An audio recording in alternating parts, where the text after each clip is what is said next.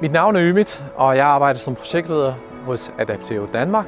Salgsteamet er vores primære kontakt i starten.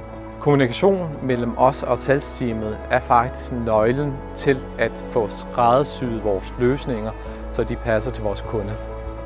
Vi følger en stram projektplan, hvor alle involverede de helt præcis ved, hvad deres roller er i forhold til projektet.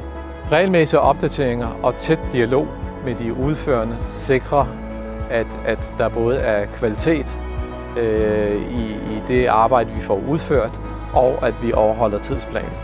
Vi holder regelmæssige møder, hvor vi prøver at evaluere fremdriften, og om nødvendigt så tilpasser vi tingene ude i marken og gør rigtig meget ud af, at kunden hele tiden ved helt præcis, hvor vi er i processen.